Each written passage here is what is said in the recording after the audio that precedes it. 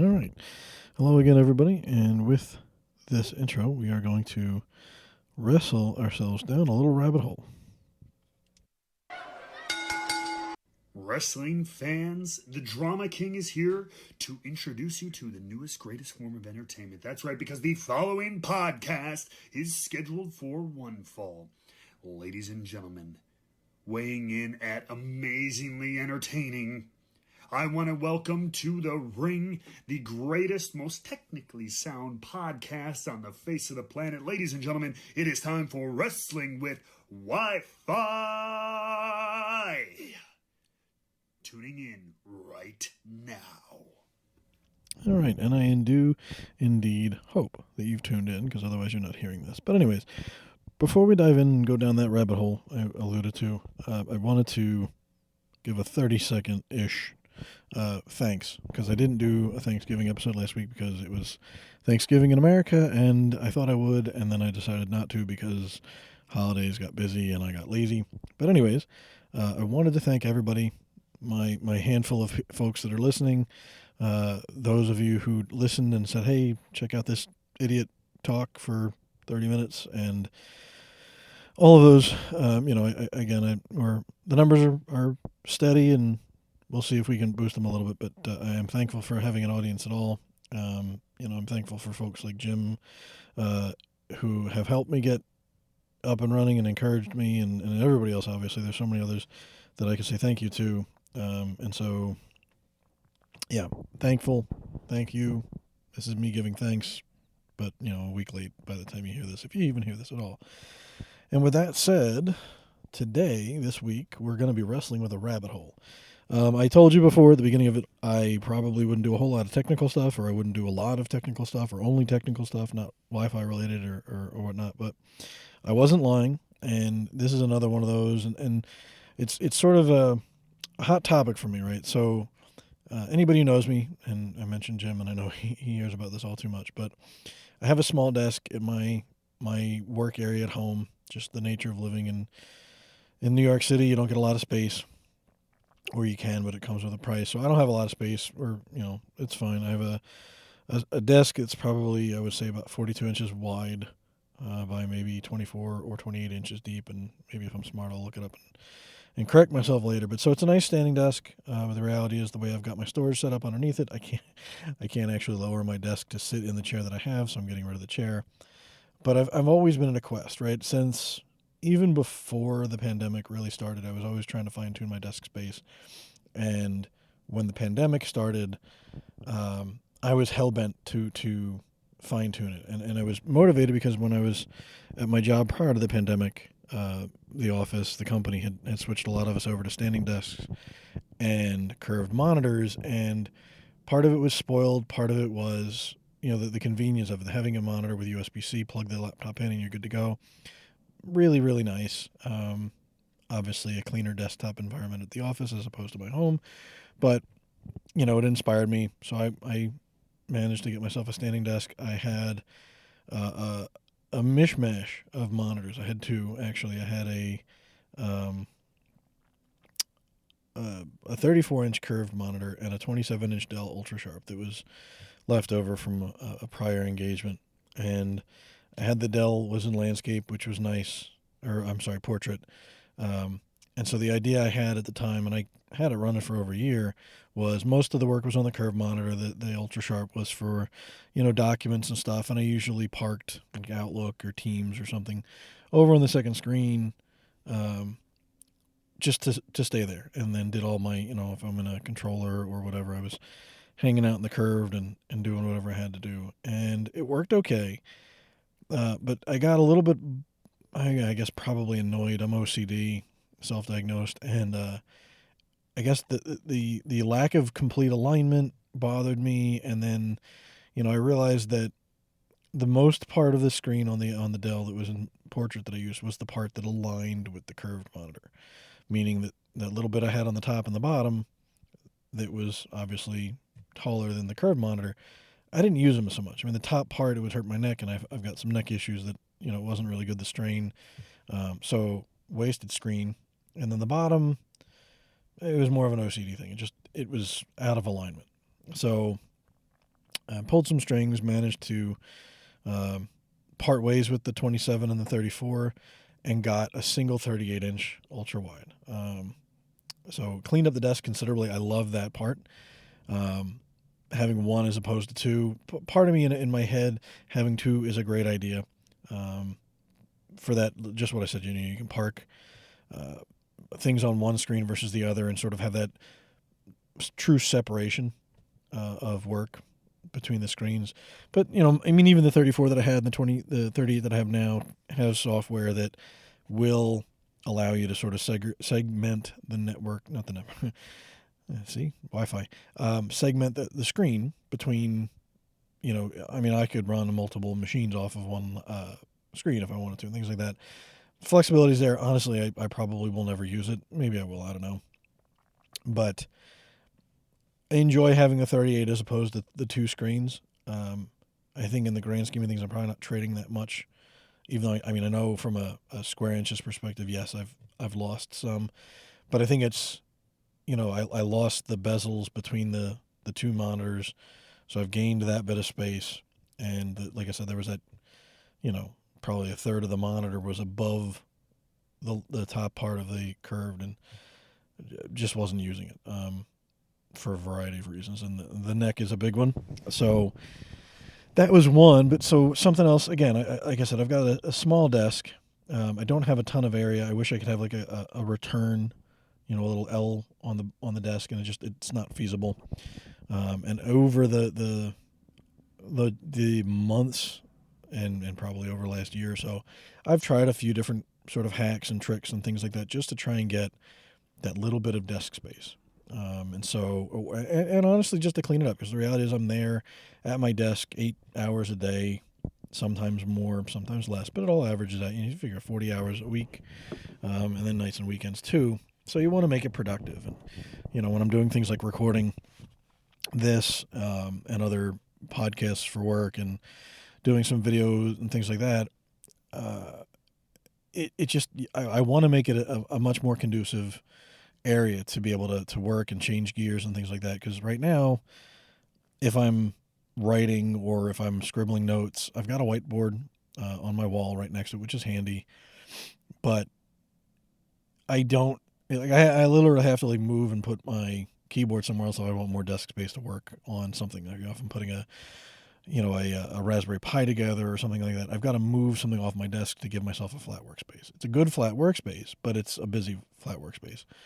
So that's my rabbit hole, right? I go on YouTube, I watch the desk organization and the desk setup videos. Excuse me. Some of them are great. Actually, most of them are at least entertaining, but most of them are also dealing with the luxury of a guy that's got, or a woman that's got a 60-inch desk, by 36. So you've got a nice amount of depth. You've got a nice amount of width. These are the people that could put a 49-inch super ultra wide or whatever they call them on the desk, and it doesn't look oversized. And they've got plenty of mounting options. They've got plenty of real estate. So it's nice to make it look nice and clean, but it's also less of a challenge. And so, I'll give you my rundown. Like I said, I've got my LG monitor, which I'm hoping the second one's the charm. I bought the first one in like a month. I was literally in the middle of doing some RCWA boot camp slides for WLPC, and the monitor just completely died. So we're on monitor number 2, and we'll see what happens. So that's my main driver. I've got a Vocaster 2 for my audio interface, which is probably overkill for what I do with it, but it allowed me to switch my Shure MV7 to XLR. I think it's MV7. It's the one that came out about a year or so ago. It's got the USB and XLR inputs. So I was using USB. Now I'm using XLR. The nice thing is when I do record this or another podcast at my desk at home, I'm not at home if you hadn't figured that out by that comment, I can unplug the XLR from the Vocaster and plug it into the pod track and do the recordings if I so choose. So that's my audio setup. I honestly, lately, since I put the new monitor in place, I've been using the built-in LG speakers. I have a pair of probably Logitech or something desktop speakers, little tiny things, which are fine. But the monitor works nicely enough that I'm actually considering just getting rid of them because they're just one more thing that I can get rid of off the desk. Which brings me to my latest purchases. I've been trying to get a desk shelf, right? Because right now on my desk, I've got the speakers I mentioned. There's two of them. I have a little Alexa clock speaker deal, and I have a magnetic stand for my phone, and well, it's supposed to be a 3-in-1 charger for a watch, phone, and AirPods. And then I've got my dock and my Vocaster, and then whatever mishmash that I've got. I've got a little power strip. I've got right now my Nook for the WLPC Labs is on my desk being worked on, running, so that I can actually set the labs up a little bit easier. Although if I was motivated, I could actually just put it in my IDF and be done with it. But it flexes, it changes, it varies over time. But that's kind of what my setup is like right now. And so I've been trying to clean it up. And right, moving to the 38-inch was great. And this is one of those times where a YouTube video is probably better than an audio discussion. But moving to the 38 made a ton of difference. And maybe I'll throw a couple before and after pictures on the Wi-Fi Wrestling Twitter handle to give you an idea. But it's one of those where for the longest time I delayed and delayed and delayed. I even debated trying just removing the 27-inch and going with the 34. And I made it work with the 38 because I'm like, okay, I'm getting a little bit more space, but getting rid of the monitor, and I'm opening up the desk. And it really does open the desk up. I don't have, it's not as annoying to me, which is great. But I still have a couple, annoyances that I'm still working through. So I over the weekend, and this dovetails because right now it's Cyber Monday as I'm recording this. Used some of the Black Friday Cyber Monday deals to try and get some new things for the desk and see if I can't, hit that sweet spot that I've come close, and I think I'm getting closer. But so the first thing I did was I got a couple different desk shelves. I got one off of Amazon that was one of those Chinese no-name brands. And it was just way too tall because I've got my monitors probably 10 inches off my desktop, maybe a little bit less actually. And it was the shelf was like way too high, and it wasn't very big for what it would have done, and it just wasn't practical. Okay, fine, sent that one back. So my standing desk is from a company called Uplift. I'm not sponsored, just sharing that information, and they do have their own complimentary accessory lines that came with or comes with the desks. And one of the things that I didn't see them have before, but they have now is, clamp on desk shelves. And since I got the standing desk and changed my desk completely, I had an IKEA desk before.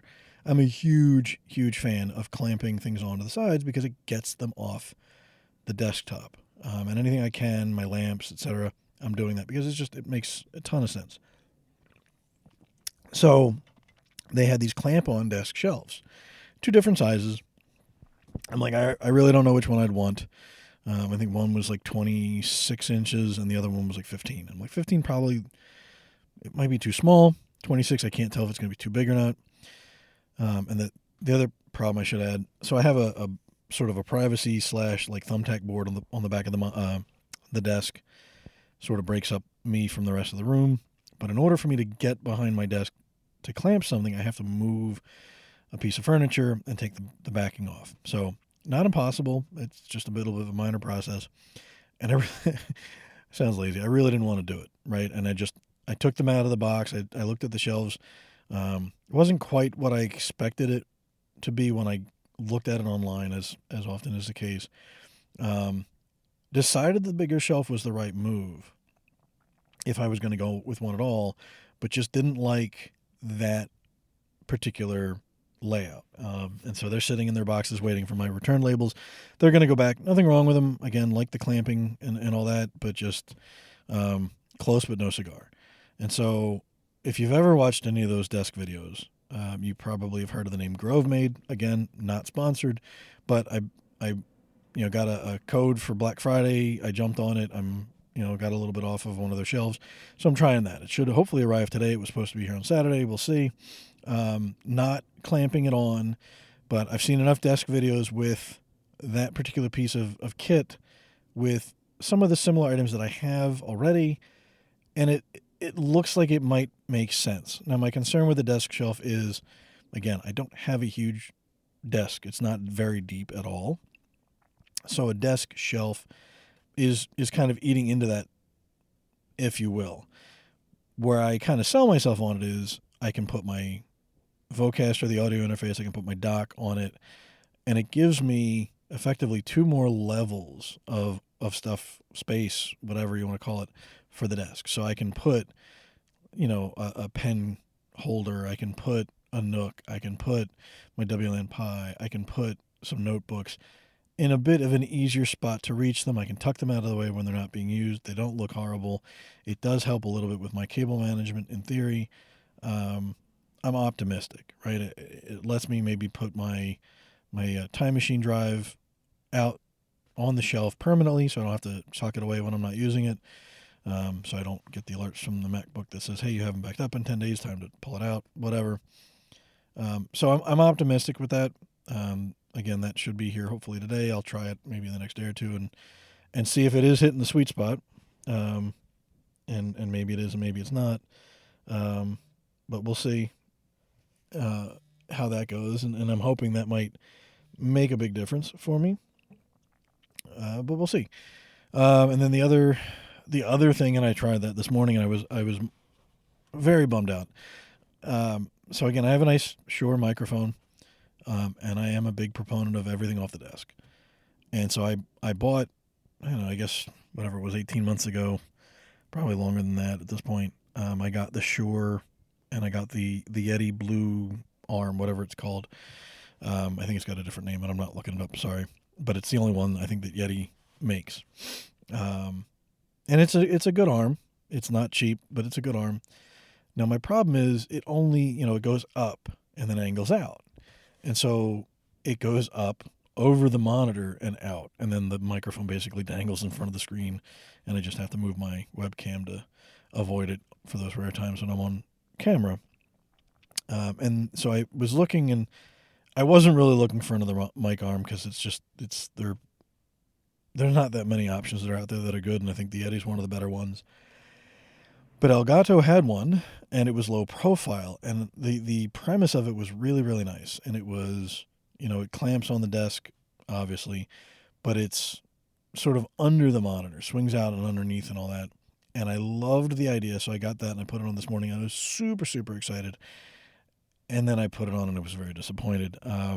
It puts the mic right under me where I would want it, but the whole folding it out of the way really wouldn't be feasible. The way it would have on my desk had to move, it would be hitting the shelf, which, I mean, the shelf's not there yet, but it will definitely be hitting the shelf. It wouldn't be clearing anything.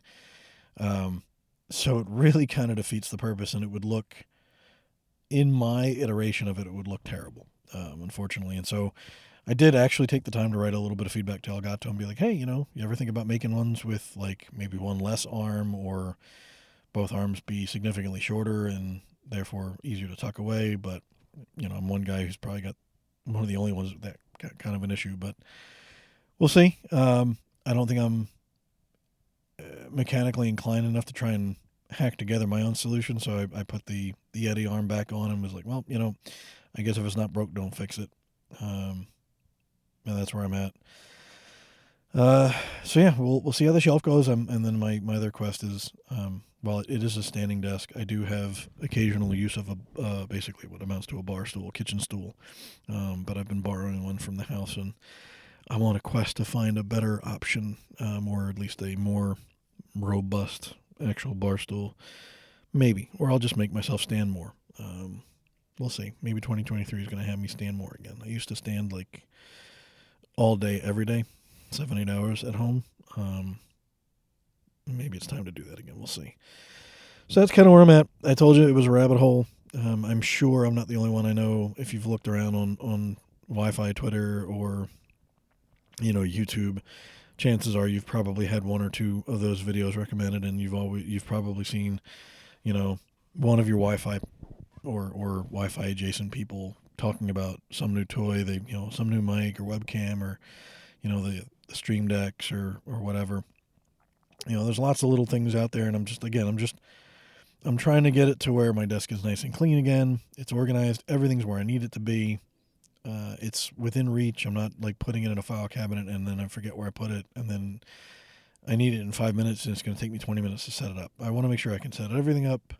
It's organized. It doesn't look like trash, um, and I'm happy. And it's like that constant battle, and it's once I hit the sweet spot. I know from experience, once I hit my sweet spot on this one, that'll be it for a while, because I hadn't really tinkered with my desk a whole bunch in probably a year. I think my biggest upgrade in I think it was this year. Otherwise, up until this point, was I believe I got a new laptop stand, and I put not shelves, two little plastic bins underneath the desk, the desktop, just for holding cables and some miscellaneous drives and things like that. So nothing crazy. It was actually pretty much status quo. And once I decided to do the monitor change, everything's kind of been cascading. But especially as I'm trying to be a little bit more of a creator in the next, in the, I guess, 2023 and beyond, with the podcasts, plural and whatnot.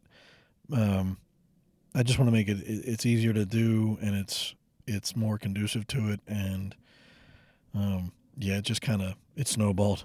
It's definitely a rabbit hole. Anybody knows. I mean, it's the same thing with, I think, a lot of different projects. If you're home improvement or baking or anything, if at least if you're like me, you start doing a little bit of research, and then a little bit turns into a lot, and then a lot turns into 17 boxes show up at the house, and you're trying to explain to the family what you're doing, and it looks crazy, but then you try it and maybe you like it and maybe you don't, and maybe the results are worth it. But yeah, so that's 20 some odd minutes of me rambling about my desk problems and that rabbit hole. But let me know. Like I said, hit me up on Twitter. Let me know at Wi-Fi_John or at Wi-Fi Wrestling if you've kind of been doing the same things, or what your tips and tricks are. Especially, I know a bunch of friends that I have the blessing of a larger desk, a larger office area. So some of my space constraints are certainly foreign to them.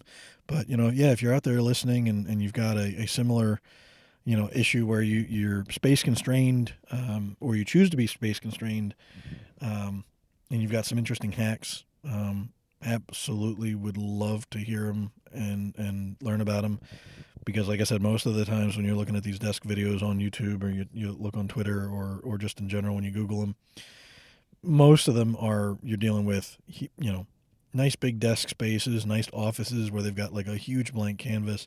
There's plenty of those IKEA desk hacks where they get the Alex drawers, and they've got like 6 drawers, and they've got like 2 gigantic, like front door size planks of wood on each of them, and plenty of space and freedom to do all sorts of different things. And they don't have to go, well, is that monitor going to fit?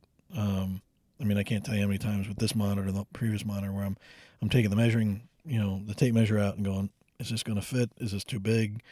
How's this going to look? And still not knowing until you're actually connecting everything and putting it on the desk and going, okay, that'll play. So yeah, any fellow small deskers out there, let me know. I can't be the only one. I mean, I Uplift sells them. Other people sell at desk size. So obviously it's a thing, but maybe it is just me. I don't know. But anyways, so yeah, that's my rabbit hole, not Wi-Fi related. I do have some Wi-Fi topics kind of percolating, but again, it looks like the Ruckcast is going to take off again soon. I think we've got a shifting in the co-hosts and a better marching plan. So that's something. And then I know, well, that's I guess the big one, right? Spatial Streams is on hiatus, so we'll see about that. But so it might be more of the Wi-Fi on that side, but we'll see. I've said that a couple times, but on that note, this is me, and I'm going to tap out for the day, and I will see you on the next one.